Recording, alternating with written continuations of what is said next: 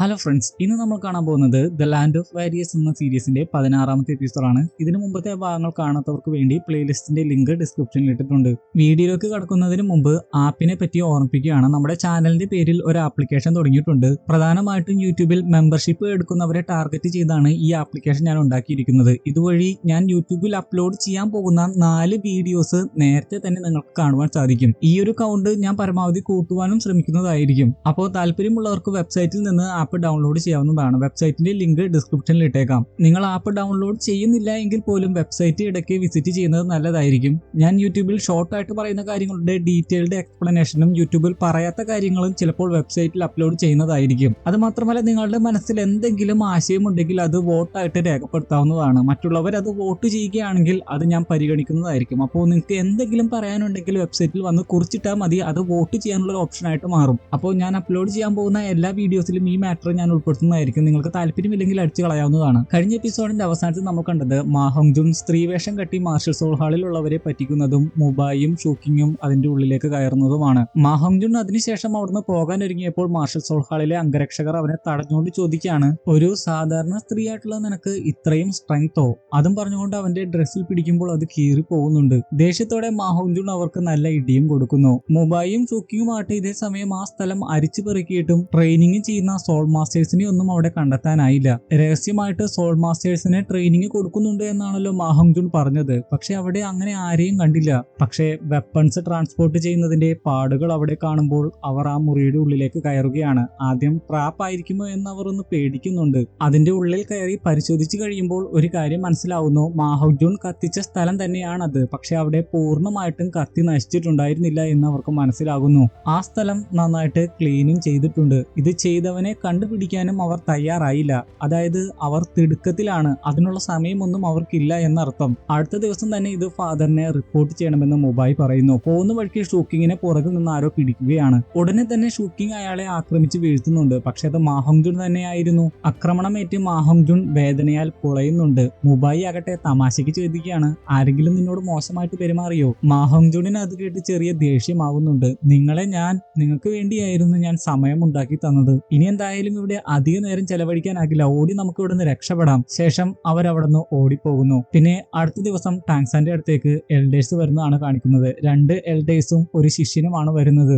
ആ ശിഷ്യൻ വേറെ ആരുമല്ല, കഴിഞ്ഞ എപ്പിസോഡിൽ ലോങ് പറഞ്ഞ ടോപ്പിലുള്ള ഹൂ എന്ന ശിഷ്യനാണ്. അവനെ നേരിടേണ്ടി വരികയാണെങ്കിൽ നീ സൂക്ഷിക്കണമെന്ന് ലോങ് പ്രത്യേകം പറഞ്ഞിരുന്നു. എൽഡേഴ്സ് വന്ന ഉടനെ തന്നെ ടാങ്സൻ അവരെ വണങ്ങാൻ ഒരുങ്ങുന്നു. എന്നാൽ 7th എൽഡർ അതിന് സമ്മതിക്കുന്നില്ല. അയാൾ ടാങ്സാനോടൊന്ന് സംസാരിക്കാൻ പോലും തയ്യാറാകുന്നില്ല. ചീഫിനോട് പറയുകയാണ്, ഔട്ട്സൈഡേഴ്സിന് ഇവിടെ പ്രവേശനമില്ല. ഹോത്തിയാൻ സെക്ട് ആ നിയമമൊക്കെ മാറ്റിവെച്ചോ? ചീഫ് അപ്പോൾ ഹോത്തിയാൻ സെക്ടിന്റെ ബ്ലഡ് അല്ലേ അവന്റെ ശരീരത്തിലൂടെ ഒഴുകുന്നത് എന്ന് പറയുന്നുണ്ട്. എന്നാൽ ഹൂ എന്ന ശിഷ്യൻ പറയുകയാണ്, ചതിയന്മാർക്കും പാപികൾക്കും ഹോത്തിയാൻ സെക്ടിൽ സ്ഥാനമില്ല. ടാങ്സാന്റെ ആന്റി പറയുകയാണ്, മുതിർന്നവർ സംസാരിക്കുന്നതിൽ നിനക്കെന്ത് കാര്യം? ഹോത്തിയാൻ സെക്ടിലെ മര്യാദകളൊക്കെ നീ വെടിഞ്ഞോ? 7th എൽഡർ പറയുകയാണ്, ഇവൻ ഹോത്തിയാൻ സെക്ടിലെ ടോപ്പ് ലെവലുള്ള ശിഷ്യനാണ്. ഇവൻ ഇവിടെ വോയിസ് ഉണ്ട്. ടാങ്സാൻ അപ്പോൾ പറയുകയാണ്, ഫാദറിന്റെ തെറ്റുകളെ കുറിച്ച് ഓർത്ത് ഞാൻ വിലപിക്കുന്നു. എന്നെ തിരികെ വരാൻ അനുവദിക്കണം. ടാങ്സാന്റെ അങ്കിൾ ആകട്ടെ ടാങ്സാന്റെ ഫാദർ കൊടുത്തുവിട്ട സോൾ ബോണുകൾ കാണിച്ചു കൊടുക്കുന്നു. അത് കണ്ടു കഴിയുമ്പോൾ 2nd എൽഡർ പറയുന്നുണ്ട്, എന്തൊക്കെ വന്നാലും അതൊക്കെ ഓർത്ത് താങ്ഹോ ഇപ്പോ വിലപിക്കുന്നുണ്ടാകും.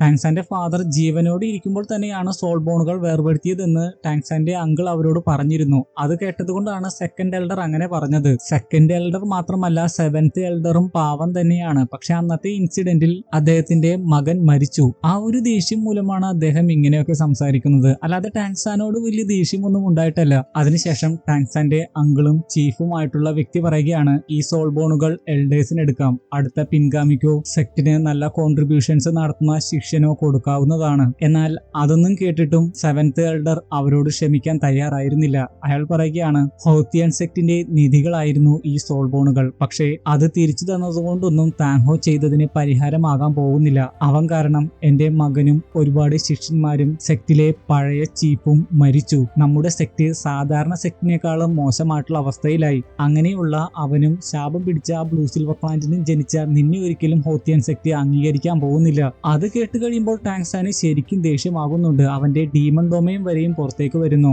അത് കണ്ട് എല്ലാവരും ഞെട്ടുന്നു. ടാങ്സാൻ ആകട്ടെ ഇങ്ങനെ പറയുന്നു, എന്റെ അമ്മയെ കുറിച്ച് പറഞ്ഞാലുണ്ടല്ലോ, ഞാൻ നിങ്ങളെ വെല്ലുവിളിക്കുകയാണ്. ഞാൻ നിങ്ങളെ പരാജയപ്പെടുത്തിയാൽ എന്റെ അമ്മയെ കുറിച്ച് പറഞ്ഞതിനെല്ലാം നിങ്ങൾ ക്ഷമാപണം നടത്തണം. പൊട്ടിച്ചിരിച്ച് ചിരിച്ചുകൊണ്ട് സെവൻത് എൽഡർ പറയുകയാണ്, നീ എന്നെ വെല്ലുവിളിക്കുകയോ? എന്റെ വെല്ലുവിളിക്ക് പോലും നീ യോഗ്യനല്ല. അത് കേട്ട് സെക്കൻഡ് എൽഡറും പറയുന്നുണ്ട്, ചെറുപ്പക്കാർ ഇങ്ങനെ അഹങ്കാരികളാകാൻ പാടില്ല എന്ന്. ഹോത്തിയാൻ സെക്റ്റിലെ എൽഡറിനെ വെല്ലുവിളിച്ച് സെക്റ്റിനെ ചെറുതാക്കാൻ ശ്രമിക്കുകയാണോ നീ? ഹൂ എന്ന ശിഷ്യൻ പറയുകയാണ്, ഈ അഹങ്കാരിയോട് സംസാരിച്ച് വെറുതെ സമയം വേസ്റ്റ് ആക്കണ്ട, എനിക്ക് അവനെ വിട്ടുതാ, ഞാൻ അവനെ പാഠം പഠിപ്പിക്കാം. ടാങ്സൺ അത് കേട്ട് പറയുകയാണ്, ഇവനെ പരാജയപ്പെടുത്തി കഴിഞ്ഞാൽ സെവൻത് എൽഡർ എന്റെ കൂടെ ഫൈറ്റ് ചെയ്യുമോ? സെവൻത് എൽഡർ ആകട്ടെ അത് സമ്മതിക്കുകയും ചെയ്യുന്നു. ശേഷം അവരുടെ ഫൈറ്റ് ആരംഭിക്കുന്ന സമയത്ത് ഹൂ അവന്റെ ലെവല് പറയുന്നുണ്ട്.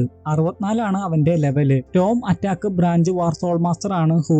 എന്നാൽ ടാങ്സൺ അവന്റെ ലെവല് 59 ആണെന്ന് പറഞ്ഞ് അവൻ കൺട്രോളിംഗ് ബ്രാഞ്ച് സോൾ മാസ്റ്റർ ആണെന്ന് പറയുമ്പോൾ ഹൂ എന്തുകൊണ്ടാണ് നീ കൺട്രോളിംഗ് ബ്രാഞ്ച് സോൾ മാസ്റ്റർ എന്ന് ചോദിക്കുന്നുണ്ട്. ടാങ്സൺ അത് നീ വൈകാതെ തന്നെ മനസ്സിലാക്കുമെന്ന് പറഞ്ഞ് ഫൈറ്റ് തുടങ്ങുന്നു. ആദ്യം അവർ ഈക്വൽ ആയിട്ടാണ് ഫൈറ്റ് ചെയ്തത്. എന്നാൽ കുറച്ച് അറ്റാക്കുകൾ കഴിയുമ്പോൾ തന്നെ ടാങ്സൺ അവനെ അറ്റാക്ക് ചെയ്ത് തെറിപ്പിക്കുകയും ബ്ലൂ സിൽവർ പ്ലാന്റ് ഉപയോഗിച്ച് ലോക്കാക്കുകയും ചെയ്യുന്നു. വെറുതെ അല്ല അവൻ കൺട്രോളിംഗ് ബ്രാഞ്ച് സോൾ മാസ്റ്റർ ആണ് എന്ന് പറഞ്ഞതെന്ന് ഇപ്പോൾ അവന് മനസ്സിലായിട്ടുണ്ടാകും. കാരണം ടാങ്സന്റെ മെയിൻ ആയിട്ടുള്ള martial soul blue silver plant ആണ്. അത് കണ്ട് എല്ലാവരും ഞെട്ടുന്നുണ്ട്. സെക്കൻഡ് എൽഡർ പറയുകയാണ്, ട്വിൻ മാർഷൽ സോളും ഡീമൺ ഡൊമൈനും. അവന് അഹങ്കരിക്കാനുള്ള വകയുണ്ട്. കാരണം ട്വിൻ മാർഷൽ സോൾ എന്നത് വളരെ റയർ ആയിട്ടുള്ള ഒരു കാര്യമാണ്. അതെല്ലാം കണ്ട് സെവൻത് എൽഡറും ഞെട്ടുന്നുണ്ട്. പക്ഷേ അതൊന്നും പുറത്ത് കാണിക്കുന്നില്ല. ഹൂ ആകട്ടെ അല്പനേരം കഴിഞ്ഞ് അവന്റെ ഹാമർ ഉപയോഗിച്ച് ബ്ലൂ സിൽവർ പ്ലാന്റിൽ നിന്ന് റിലീസ് ആകുന്നുണ്ട്. അതിനുശേഷം ടാങ്സനെ അറ്റാക്ക് ചെയ്യാൻ വരുമ്പോൾ ടാങ്സൺ അവന്റെ ബ്ലൂ സിൽവർ പ്ലാന്റിന്റെ ഡൊമൈൻ പ്രയോഗിക്കുന്നു. അപ്പോൾ ഹൂ വളരെ സ്ലോ ആയിട്ടാണ് അവന്റെ മുമ്പിൽ പ്രവർത്തിക്കുന്നത്. ടാങ്സൺ ഇതേ സമയം അവനെ ഒന്നും ചെയ്യുന്നില്ല. ടാങ്സന്റെ ആ ഒരു ഡൊമൈൻ കൂടി കണ്ടു കഴിഞ്ഞപ്പോൾ മറ്റുള്ളവരുടെ എക്സ്പ്രഷൻ പറയേണ്ട ആവശ്യമില്ലല്ലോ. അവന്റെ അമ്മ കൊടുത്തതാണ് ഈ ഡൊമൈൻ എന്ന് ടാങ്സന്റെ അങ്കിൾ സെക്കൻഡ് എൽഡറിനോട് പറയുന്നുണ്ട്. അതിനുശേഷം അവന്റെ ആക്രമണത്തിൽ നിന്ന് ഒഴിഞ്ഞു മാറി ടാങ്സൺ അവന്റെ സ്പിയർ ഹൂവിന്റെ നേരെ പ്രയോഗിക്കുന്നു. അതിൽ നിന്ന് അവന് ഒഴിഞ്ഞു മാറാൻ സാധിക്കുന്നില്ല. ആ ആക്രമണം മൂലം അവന്റെ പുറകിലുള്ള സാധനങ്ങളെല്ലാം തകർന്നു വീഴുന്നുണ്ട്.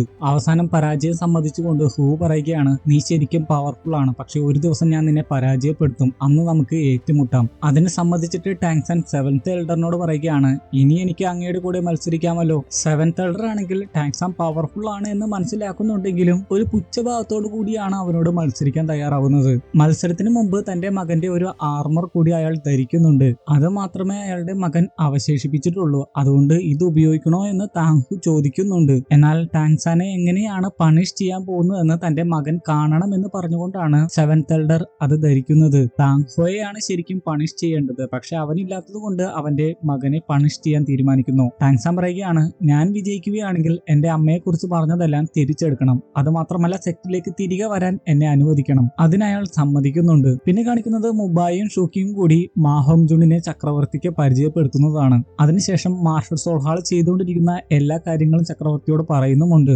അതിനെക്കുറിച്ച് ഡീറ്റെയിൽഡ് ആയിട്ട് പറഞ്ഞിട്ട് നല്ലവണ്ണം അതിനെക്കുറിച്ച് അന്വേഷിക്കാൻ പറയുമ്പോൾ ചക്രവർത്തി പറയുകയാണ്, നിങ്ങൾ കൾട്ടിവേഷനിൽ മാത്രം ഫോക്കസ് ചെയ്താൽ മതി, ഇക്കാര്യങ്ങളിലൊന്നും ഇടപെടണ്ട. മുബായി അപ്പോൾ പറയാൻ ശ്രമിക്കുന്നുണ്ട് സോൾ മാസ്റ്റേഴ്സ് മിസ്സിംഗ് ആവുന്ന സംഭവമായിട്ട് അവർക്ക് എന്തെങ്കിലും ബന്ധമുണ്ടാകുമെന്ന്. എന്നാൽ ദേഷ്യത്തോടെ ചക്രവർത്തി പറയുകയാണ്, നിങ്ങളോട് പറഞ്ഞതല്ലേ ഇക്കാര്യങ്ങളിലൊന്നും ഇടപെടണ്ട എന്ന്. എന്തായാലും അവർ നമ്മുടെ സിറ്റി വിട്ടുപോയി, ഇനി അവരെ കുറിച്ച് ഓർത്ത് ടെൻഷൻ അടിക്കേണ്ട. മാഹോങ്ജുൺ അവരെങ്ങോട്ടാണ് പോയതെന്ന് ചോദിക്കുമ്പോൾ തിയാൻതുവോ സാമ്രാജ്യത്തിലേക്കാണെന്ന് പറയുന്നുണ്ട്. അത് കേട്ട് മുബായി പറയുന്നുണ്ട്, അവർ തിയാൻതുവോ സാമ്രാജ്യത്തെയാണ് ടാർഗറ്റ് ചെയ്യുന്നതെങ്കിൽ നമ്മൾ അവരെ സഹായിക്കണം. രണ്ട് സാമ്രാജ്യവും ഒരുമിച്ചാണ് നിലനിൽക്കുന്നത്, നമ്മൾ പരസ്പരം ഡിപ്പെൻഡ് ചെയ്തിരിക്കുന്നു. ചക്രവർത്തി ദേഷ്യത്തോടെ പറയുകയാണ്, ഇപ്പോഴും നീ വളർന്നിട്ടില്ല, എന്തൊക്കെ പൊട്ടത്തരങ്ങളാണ് നീ വിളിച്ചു പറയുന്നത്. അവർ നമ്മുടെ ശത്രുക്കളാണ്. അവർ ഇല്ലാതായാൽ നേട്ടങ്ങൾ നമുക്ക് തന്നെയാണ്. മാർഷൽ സോൾ ഹാള് പവർഫുൾ ആയിരിക്കാം, പക്ഷേ തിയാൻതുവോ സാമ്രാജ്യം അത്രക്ക് നിസ്സാരമൊന്നുമല്ല. അതുകൊണ്ട് അവർ തമ്മിൽ എന്തെങ്കിലും ഉണ്ടാവുകയാണെങ്കിൽ അതിന്റെ നേട്ടം കൊയ്യാൻ പോകുന്നത് നമ്മളായിരിക്കും. എന്തായാലും മാർഷൽ സോൾ ഹാള് നമ്മളെ ടാർഗറ്റ് ചെയ്യുന്നില്ല. നിങ്ങൾ മറ്റുള്ളവരെ കുറിച്ച് ഓർത്ത് ആകുലപ്പെടാതെ നിങ്ങളെ കുറിച്ച് ഓർത്ത് ആകുലപ്പെടൂ. നിങ്ങളുടെ സോൾ റിംഗ് ഒക്കെ വർദ്ധിച്ചിട്ടുണ്ട്, പക്ഷേ നിങ്ങളുടെ ലെവൽ ഇപ്പോഴും നിങ്ങൾ പറഞ്ഞതുപോലെ 60 ആയിട്ടില്ല.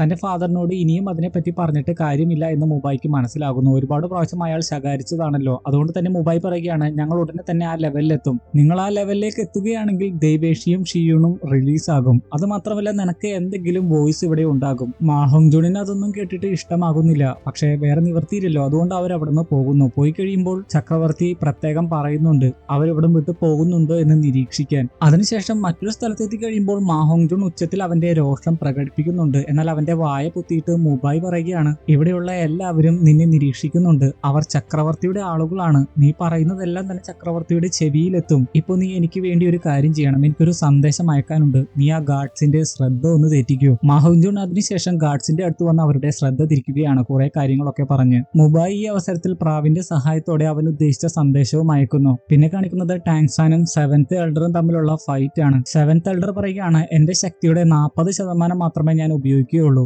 നീ അതിൽ പരാജയപ്പെട്ടാൽ നിന്റെ ഹോത്തിയാൻ ഹാമറിന്റെ മാർഷൽ സോൾ ഞാൻ നശിപ്പിക്കും. എന്നാൽ ടാങ്സാൻ പറയുകയാണ്, നിങ്ങളെ കൊണ്ട് നിങ്ങളുടെ ഫുൾ സോൾ പവർ ഞാൻ ഉപയോഗിപ്പിക്കുകയാണെങ്കിൽ എന്നെ വിജയിയായിട്ട് കണക്കാക്കണം. ശരി എന്ന് പറഞ്ഞ് ഫൈറ്റ് ആരംഭിക്കുന്നു. ആദ്യത്തെ അറ്റാക്കിൽ തന്നെ ടാങ്സാനെ ഇടിച്ചു തെറിപ്പിക്കുന്നുണ്ട്, പക്ഷെ അവൻ വീഴുന്നില്ല. അതിനുശേഷം ടാങ്സാൻ അവന്റെ ബ്ലൂ സിൽവർ പ്ലാന്റ് ഉപയോഗിച്ചാണ് അറ്റാക്ക് നടത്തിയത്. ആദ്യം ബ്ലൂ സിൽവർ പ്ലാന്റിനെ ഒക്കെ അയാൾ തകർത്ത് കളഞ്ഞിരുന്നു, പക്ഷെ പല ഭാഗത്തു നിന്നും ബ്ലൂ സിൽവർ പ്ലാന്റ് വന്ന് അദ്ദേഹത്തെ പൊതിയുകയായിരുന്നു. അത് കണ്ട് ടാങ്സാന് കഴിവുണ്ട് എന്ന് അയാൾ പറയുന്നുണ്ട്. എന്നാൽ അതിനുശേഷം അയാളെ ആക്രമിക്കുന്നതിന് വേണ്ടി അയാളുടെ അടുത്തെത്തിയപ്പോഴേക്കും ബ്ലൂ സിൽവർ പ്ലാന്റ് എല്ലാം തകർത്ത് അയാൾ ടാങ്സാനെ ഇടിച്ചു തെറിപ്പിച്ചിരുന്നു. അതുമൂലം ടാങ്സാൻ ഒരുപാട് ദൂരങ്ങളിലേക്ക് തെറിച്ചു പോയിരുന്നു, പക്ഷെ അവൻ നിലത്ത് വീണില്ല. സ്പൈഡറിന്റെ സോൾ ബോൺ ഉപയോഗിച്ച് വായുവിൽ അവൻ ഫ്ലോട്ട് ചെയ്തു നിന്നു. അവന് ഒരുപാട് സോൾ ബോണുകൾ ഉണ്ട് എന്ന് കാണുമ്പോൾ സെക്കൻഡ് എൽഡർ ശരിക്കും അത്ഭുതപ്പെടുന്നുണ്ട്. അവന് മൊത്തം 3 സോൾ ബോണുകളാണുള്ളതെന്ന് ടാങ്സാന്റെ അങ്കിൾ പറയുന്നു. ടാങ്സാന്റെ ആന്റി പറയുകയാണ്, അവൻ അവന്റെ ഫാദറിനേക്കാളും കഴിവുള്ളവനാണ്, അതിലൊരെണ്ണം അവന്റെ അമ്മ കൊടുത്ത സോൾ ബോൺ ആണ്. സെവൻത് എൽഡർ ആകട്ടെ ഇതേ സമയം ടാങ്സാനെ പരാജയപ്പെടുത്താൻ സാധിക്കാത്തത് കൊണ്ട് തന്നെ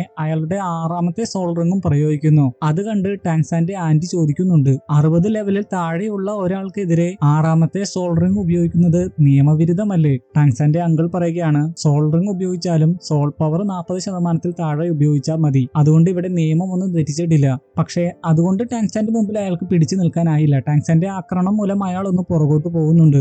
ദേഷ്യത്തോടെ സെവൻത് എൽഡർ പറയുകയാണ്, ഇനി ഞാൻ നിന്നോട് ദയ കാണിച്ചു എന്ന് വരില്ല, ഞാൻ സീരിയസ് ആകാൻ പോവുകയാണ്. എന്നിട്ടും ടാങ്സാൻ പിന്മാറാൻ തയ്യാറാകുന്നില്ല. സെവൻത് എൽഡർ അത് കണ്ടിട്ട് പറയുകയാണ്, സെക്കൻഡ് എൽഡറിന്റെ മത്സരബുദ്ധിയെ പോലും അവൻ ഉണർത്തി, പക്ഷേ 40%-നുള്ളിലുള്ള സോൾ പവർ ഉപയോഗിച്ച് ഇനി 7ാമത്തെ സോൾ റിംഗ് മാത്രമേ ഇനി അയാൾക്ക് ഉപയോഗിക്കാനാവുകയുള്ളൂ. ആ ഒരു അറ്റാക്ക് മൂലം ടാങ്സാൻ തെറിച്ചു പോയി മൗണ്ടനിൽ ചെന്ന് ഇടിക്കുന്നുണ്ട്. എങ്കിലും ബ്ലൂ സിൽവർ പ്ലാന്റ് ഉപയോഗിച്ച് വീണ്ടും പാലത്തിൽ മുറുകെ പിടിച്ച് അവൻ തിരികെ എത്തുന്നു. അവന് വലുതായിട്ട് പരിക്കൊന്നും പറ്റിയിട്ടുമില്ല. സെവൻത് എൽഡർ ആകട്ടെ ഇതേ സമയം ഒരു ഫ്യൂഷൻ സ്കില്ലാണ് ഉപയോഗിക്കുന്നത്. മാർഷൽ സോളും ഹാമറും കൂടി മെർജ് ചെയ്തുകൊണ്ടുള്ള ഒരു സ്കില്ല്. അത് കണ്ട് ടാങ്സാന്റെ അങ്കിള് പോലും ചോദിക്കുന്നുണ്ട്, 40%-ലും കൂടുതൽ ശക്തി ഇവിടെ പ്രയോഗിക്കുന്നത് പോലെ തോന്നുന്നുണ്ടല്ലോ. എന്നാൽ സെക്കൻഡ് എൽഡർ പറയുകയാണ്, അയാൾ ചെയ്യുന്നത് എന്താണെന്ന് അയാൾക്കറിയാം. ടാങ്സാൻ ആകട്ടെ ഇതേ സമയം സ്പിയർ ഉപയോഗിച്ചായിരുന്നു അറ്റാക്ക് നടത്തിയിരുന്നത്. അവന് അയാളുടെ തോളിൽ കുത്താനുള്ള ഒരു അവസരം കിട്ടിയതായിരുന്നു. എന്നാൽ അദ്ദേഹത്തിന്റെ മകന്റെ ഓർമ്മയ്ക്കായിട്ട് അവശേഷിച്ചിരിക്കുന്ന ഒരേ ഒരു വസ്തുവായിരുന്നു അദ്ദേഹം അണിഞ്ഞിരുന്നത്. അത് നശിഞ്ഞു പോവാതിരിക്കാൻ ടാങ്സാൻ തന്റെ സ്പിയർ പിൻവലിക്കുന്നു. ഈ അവസരം മുതലെടുത്തുകൊണ്ട് സെവൻത് എൽഡർ ആകട്ടെ ഒരു കടുത്ത അറ്റാക്ക് തന്നെയാണ് ടാങ്സാന്റെ നേരെ വിടുന്നത്. അത് ഏറ്റുവാങ്ങി ടാങ്സാൻ തെറിച്ചു പോകുന്നുണ്ട്. കൊക്കയിലേക്ക് വീണ ടാങ്സാനെ രക്ഷിക്കുന്നതിന് വേണ്ടി ആകുലതയോടെ ടാങ്സാന്റെ അങ്കിളും ടാങ്സാന്റെ അടുത്തേക്ക് പോകുന്നു. അപ്പോഴാണ് തന്റെ തോളിൽ ടാങ്സാൻ കുത്തിയില്ല എന്ന് സെവൻത് എൽഡറിന് മനസ്സിലാകുന്നത്. തന്റെ തെറ്റ് മനസ്സിലാക്കി അയാളും ടാങ്സാന്റെ അടുത്തേക്ക് പോകുന്നു. ടാങ്സാന്റെ അങ്കിൾ ടാങ്സാനെ കണ്ടുപിടിക്കുന്നുണ്ട്. ടാങ്സാന് പരിക്ക് പറ്റിയിട്ടുണ്ടെങ്കിലും നടക്കാനാവാത്തത്ര രീതിയിലുള്ള പരിക്കുകളൊന്നുമില്ല. അതുകൊണ്ട് തന്നെ അമ്മയുടെ സോൾ ബോൺ ഉപയോഗിച്ച് പറന്ന് അവൻ ആന്റിയുടെയും സെക്കൻഡ് എൽഡറിന്റെയും അടുത്തെത്തുന്നു. അതിനുശേഷം അവരോട് കുഴപ്പമില്ല എന്ന് പറഞ്ഞ് സ്വയം ഹീൽ ചെയ്യുന്നതിന് വേണ്ടിയുള്ള കാര്യങ്ങളാണ് അവൻ ചെയ്യുന്നത്. അപ്പോഴേക്കും ടാങ്സാന്റെ അങ്കിളും സെവൻത് എൽഡറും അവിടേക്ക് എത്തിയിരുന്നു. ടാങ്സാന് വലിയ രീതിയിലുള്ള പരിക്കുകളൊന്നും പറ്റിയിട്ടില്ല എന്ന് കാണുമ്പോൾ സെവൻത് എൽഡർ അത്ഭുതത്തോടെ പറയുകയാണ്, ഇവൻ കഷ്ണമായി തീർന്നില്ലേ? നിങ്ങൾ അവനെ രക്ഷിച്ചതാണോ ചീഫ്? എന്റെ ഫുൾ പവറിലുള്ള ഹോത്തിയാൻ ട്രൂഫോം അറ്റാക്കിൽ നിന്ന് ഇവൻ രക്ഷപ്പെട്ടിട്ടുണ്ടെങ്കിൽ പോലും ഇവന് നല്ല രീതിയിലുള്ള ഡാമേജ് എങ്കിലും ഏൽക്കേണ്ടതായിരുന്നു. എന്നാൽ അയാളെ ആശ്വസിപ്പിക്കുന്ന രീതിയിൽ സെക്കൻഡ് എൽഡർ പറയുകയാണ്, നിങ്ങൾ പരാജയപ്പെട്ടു, അവനെ ആരും സഹായിച്ചിട്ടില്ല, അവന് പറക്കാനുള്ള ശക്തിയുണ്ട്, മത്സരത്തിൽ അവൻ പ്രയോഗിച്ചില്ല എന്നേ ഉള്ളൂ. അതുമാത്രമല്ല നിങ്ങൾ നിങ്ങളുടെ പൂർണ്ണ ശക്തി പുറത്തെടുത്തു.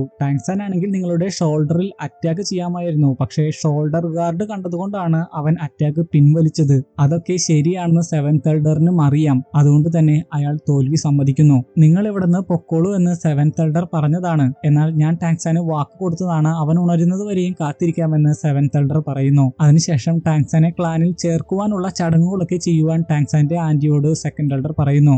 അവർക്ക് അതെല്ലാം കേട്ട് ഒരുപാട് സന്തോഷമാകുന്നുണ്ട്. സെവൻത് എൽഡർ മറ്റൊരു കാര്യം കൂടി പറഞ്ഞിരുന്നു, ചെറുപ്പക്കാരിൽ ഇത്രയും പവർഫുൾ ആയിട്ടുള്ള ഒരു വ്യക്തിയെ ഞാൻ ഒരിക്കലും കണ്ടിട്ടില്ല. സെക്കൻഡ് എൽഡർ പറയുകയാണ്, ശരിയാണ്, ഇവൻ കഴിവുള്ളവൻ തന്നെയാണ്, പക്ഷെ അവന്റെ അച്ഛന്റെ അതേ മാർഗം തന്നെ സ്വീകരിക്കാതിരുന്നാൽ മതി. പിന്നെ കാണിക്കുന്നത് കാട്ടിലെ അവസ്ഥ വൂ എർമിങ്ങിനോടും ഡാമിങ്ങിനോടും വിശദീകരിച്ച് പറയുന്നതാണ്. സോൾ ബീസ്റ്റുകൾ പരസ്പരം ആക്രമിച്ച് കൊല്ലുകയാണ്. മറ്റൊരു ബീസ്റ്റ് ഹോർഡ് ഉടനെ തന്നെ ഉണ്ടാകും. ഒരുപാട് സോൾ ബീസ്റ്റുകൾ അവിടെ മരിച്ചു കിടക്കുന്നതായിട്ട് നമുക്ക് കാണാം. എർമിങ് പറയുകയാണ്, ടാങ്സാൻ ഇവിടെ ഉണ്ടായിരുന്നെങ്കിൽ വൂവിനെ ഹീൽ ചെയ്തതുപോലെ ഫോറസ്റ്റിനെ ഹീൽ ചെയ്യാനുള്ള എന്തെങ്കിലും മാർഗം അവൻ ഉണ്ടായാനെ. അത് കേട്ട് വു പറയുകയാണ്, എർമിങ് നീ ആള് കൊള്ളാമല്ലോ, നല്ലൊരു ഐഡിയ ആണ് നീ പറഞ്ഞത്. നമുക്ക് ഈ ഫോറസ്റ്റിനെ ഹീൽ ചെയ്യാം, അതുവഴി നടന്നുകൊണ്ടിരിക്കുന്ന എല്ലാ പ്രശ്നങ്ങളും നമുക്ക് പരിഹരിക്കാം. അതിന് നിങ്ങളുടെ സഹായം എനിക്ക് വേണം. ശേഷം എർമിങ്ങിന്റെ പുറത്ത് കയറി പ്രശ്നങ്ങൾ നടന്നുകൊണ്ടിരിക്കുന്ന ആ സ്ഥലത്തേക്ക് പോവുകയാണ്. വു പറയുകയാണ്, മൃഗങ്ങൾക്ക് പ്രകൃതി കൊടുത്തിരിക്കുന്ന ഒരു സ്വഭാവമുണ്ട്, വേട്ടക്കാരെ കണ്ടു കഴിയുമ്പോൾ പേടിച്ചോടുന്നത്. നീ ഒരു ഹെക്ടോമില്ലേനിയം സോൾ ബീസ്റ്റ് ആണ്. നീ പറഞ്ഞു കഴിഞ്ഞാൽ ഇവിടുത്തെ മൃഗങ്ങൾ നിന്നെ അനുസരിക്കാതിരിക്കില്ല. ശേഷം ഓരോ മൃഗങ്ങളെയും എർമിങ് പേടിപ്പിച്ച് വ്യത്യസ്ത ഡയറക്ഷനിലേക്ക് അയക്കുന്നതായിട്ട് കാണിക്കുന്നു. അങ്ങനെ സോൾ ബീസ്റ്റുകൾ പരസ്പരം ആക്രമിച്ച് കൊല്ലപ്പെടുന്നതെല്ലാം ഇല്ലാതാക്കാൻ അവർക്ക് സാധിച്ചു. വു ഒരു ചെറിയ മുയലിനെയും രക്ഷിക്കുന്നതായിട്ട് കാണിക്കുന്നുണ്ട്. പിന്നെ കാണിക്കുന്നത് ടാങ്സാന്റെ അങ്കിൾ സെക്കൻഡ് എൽഡറിനോട് ഇങ്ങനെ പറയുന്നതാണ്, വർഷങ്ങളായിട്ട് ഹോത്തിയാൻ സെക്ട് ഏകാന്തതയിലാണ്. നമ്മുടെ സെക്ട് പുറം ലോകത്തേക്ക് വരാനുള്ള സമയമായി എന്നാണ് എനിക്ക് തോന്നുന്നത്. എന്നാൽ സെക്കൻഡ് എൽഡർ പറയുകയാണ്, ഇല്ല, സമയമായിട്ടില്ല. എനിക്ക് വയസ്സായി, നിനക്ക് വയസ്സായിക്കൊണ്ടിരിക്കുന്നു. നമ്മുടെ സെക്ടിനെ നല്ല ഭാവി നമ്മൾ ഉറപ്പുവരുത്തണം. ടാങ്സാൻ നല്ല കഴിവുള്ളവനാണ്, പക്ഷേ അവന്റെ എക്സ്പീരിയൻസും കൾട്ടിവേഷനും നമ്മൾ വളർത്തിയെടുക്കണം. അവന്റെ ഫാദർ ചെയ്ത കാര്യങ്ങളൊന്നും മാറ്റാനാവാത്ത കാര്യങ്ങൾ തന്നെയാണ്, പക്ഷേ സെക്ടിന്റെ ഭാവി നമ്മൾ ഉറപ്പുവരുത്തണം. അതിന് ടാങ്സാന് ഇനിയും ഒരുപാട് കാര്യങ്ങൾ പ്രൂവ് ചെയ്യാനുണ്ട്. ഇതേ സമയം ടാങ്സാൻ ഹീലും ചെയ്തു കഴിഞ്ഞിരുന്നു. സെവൻത് എൽഡർ പറയുകയാണ്, എന്റെ മുഴുവൻ ശക്തിയും പുറത്തെടുക്കാൻ നീ എന്നെ നിർബന്ധിതനാക്കി. എന്നിട്ട് പോലും നിന്റെ ആന്തരിക അവയവങ്ങൾക്ക് മുറിവുകളൊന്നും പറ്റിയിട്ടില്ല. തീർച്ചയായും നീ കഴിവുള്ളവൻ തന്നെയാണ്. ഞാൻ പറഞ്ഞ വാക്ക് ഞാൻ പാലിക്കുന്നു. നിന്റെ അമ്മയെക്കുറിച്ച് പറഞ്ഞതിനൊക്കെ ഞാൻ ക്ഷമാപണം നടത്തുന്നു. നിന്നെ സെക്ടിലേക്ക് തിരികെ എടുക്കാൻ ഞാൻ സമ്മതിക്കുന്നു. ശരിക്കും പറഞ്ഞു കഴിഞ്ഞാൽ നിന്റെ ഫാദർ ചെയ്ത കാര്യങ്ങൾക്കൊന്നും ഹോത്തിയാൻ സെക്ട് എതിരല്ലായിരുന്നു. പക്ഷേ അന്നത്തെ സാഹചര്യങ്ങളാണ് ഞങ്ങളെ കൊണ്ട് ഇങ്ങനെയൊക്കെ ചെയ്യിപ്പിച്ചത്. ദേഷ്യം മൂലം ഈ വൃദ്ധന് പറ്റിയ തെറ്റായിട്ട് അതിനെ കരുതിയാൽ മതിയെന്ന് പറഞ്ഞ അയാൾ അവിടുന്ന് പോകുന്നു. ടാങ്സാൻ ആകട്ടെ അതെല്ലാം കേട്ട് ഒരുപാട് സന്തോഷമാകുന്നു. സന്തോഷത്തോടെ ചീഫിന്റെയും സെക്കൻഡ് എൽഡറിന്റെ അടുത്തേക്ക് ടാങ്സാൻ വരുന്നു. ടാങ്സാൻ അതിനുശേഷം തന്റെ ഗ്രാൻഡ് ഫാദറിന് റെസ്പെക്ട് കൊടുക്കാൻ അനുവദിക്കണമെന്ന് പറയുന്നു. സെക്കൻഡ് എൽഡർ പറയുകയാണ്, അതിന് സമ്മതിക്കാം. നിന്റെ ഗ്രാൻഡ് ഫാദറിന് നിന്റെ ഫാദറിനോട് ദേഷ്യമായിരുന്നു, പക്ഷേ കഴിവുള്ളവരെ എപ്പോഴും നിന്റെ ഗ്രാൻഡ് ഫാദർ അംഗീകരിച്ചിട്ടേ ഉള്ളൂ. ഹോത്തിയാൻ സെക്ടിൽ നിന്ന് എക്സ്ട്രാ ഓർഡിനറി ആയിട്ടുള്ള ഡിസൈപ്പിൾസ് ഉണ്ടാകണമെന്ന് അദ്ദേഹത്തിന് നല്ല ആഗ്രഹമായിരുന്നു. അതുകൊണ്ട് നിന്റെ മുമ്പിൽ 3 ടാസ്കുകൾ ഞങ്ങൾ വെക്കുകയാണ്. അത് കംപ്ലീറ്റ് ആക്കുകയാണെങ്കിൽ നിന്നെ മാത്രമല്ല നിന്റെ ഫാദറിനെയും സെക്ടിലേക്ക് തിരികെ എടുക്കുന്നതായിരിക്കും. വളരെയധികം ബുദ്ധിമുട്ടുള്ള ഒരു ടാസ്ക് ആണ് നിനക്ക് തരാൻ പോകുന്നത്. ഈ കോണ്ടിനെന്റിൽ തന്നെ ആരും അങ്ങനെ ചെയ്തിട്ടുണ്ടെന്ന് കേട്ടിട്ടില്ല.